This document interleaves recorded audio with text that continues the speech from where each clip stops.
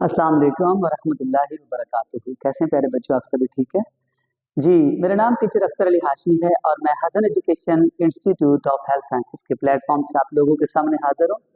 FSc nursing की part 1 physics आपके सामने है और आज हम शुरू करने लगे हैं इसका यूनिट नंबर 2, जिसका नाम है मेजरमेंट यानी पैमाइश।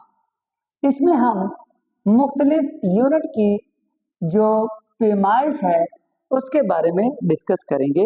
तो हम देखना ये चाहते हैं कि मेजरमेंट क्या है। तो बिना टाइम ज़ाया किए हम बात करते हैं अपने इस यूनिट नंबर 2 के बारे में।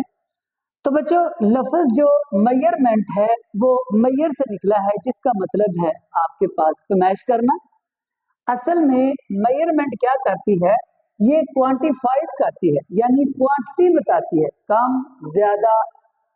Quantifies the characteristics of an object, किसी भी ऑब्जेक्ट के जो कैरेक्टरिस्टिक्स है। अब ऑब्जेक्ट की कैरेक्टरिस्टिक्स से क्या मुराद है कि कोई जिस्म मेरे पास है, हम जानना चाहते हैं उसकी लंबाई कितनी है, उसका टेम्परेचर क्या है, उसका वॉल्यूम क्या है, उसका वेट क्या है।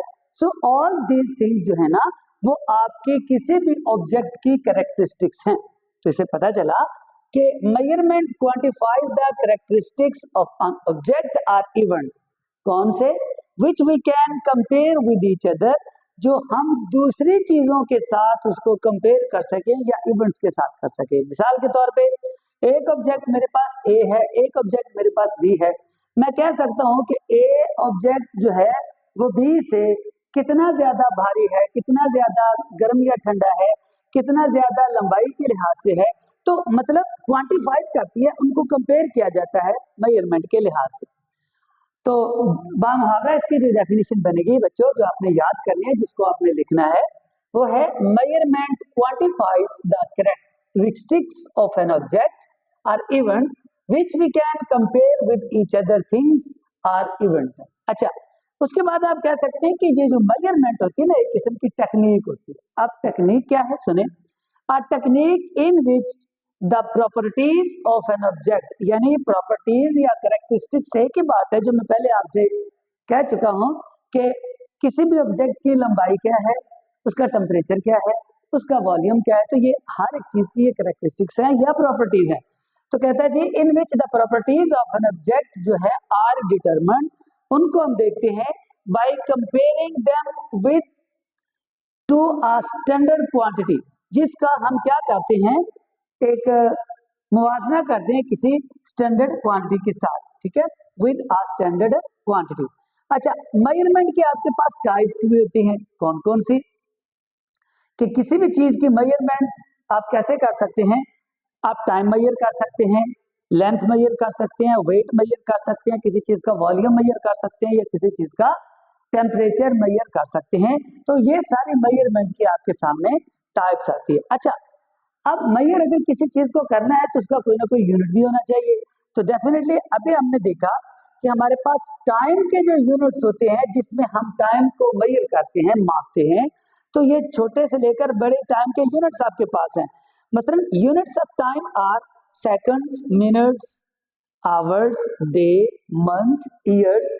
ऐसे ही अगर लेंथ की बात की जाए तो यूनिट्स ऑफ लेंथ क्या है, हमारे पास है मिलीमीटर, सेंटीमीटर और मीटर या किलोमीटर। तो ये जो आपके पास यूनिट्स हैं, ये लेंथ के यानी फासला मापने के यूनिट्स हैं।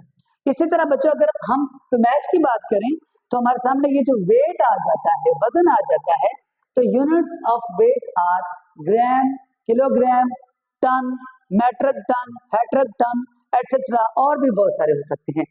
वॉल्यूम को अगर आपने किसी चीज के अंदर मापना है तो यूनिट्स ऑफ वॉल्यूम आर आपके पास है सेंटीमीटर क्यूब या क्यूबिक सेंटीमीटर, मीटर क्यूब या लीटर में इसको आप मेजर कर सकते हैं। अच्छा, अब टेम्परेचर को आप किस चीज में मेजर करेंगे, तो हम कहेंगे units of temperature are centigrade, Fahrenheit या केल्विन। तो प्यारे बच्चों, ये था आज का हमारा एक छोटा सा टॉपिक मेजरमेंट के बारे में, जिसमें हमने देखा मेजरमेंट क्या है, उसकी डेफिनेशन को डिटेल किया, फिर हमने मेजरमेंट की टाइप्स को देखा, फिर हमने उन यूनिट्स को देखा जिसमें टाइम, लेंथ और उसके बाद क्या कहते हैं वॉल्यूम या हमारे पास टेम्परेचर है, उसको किस यूनिट्स में गिना जाता है।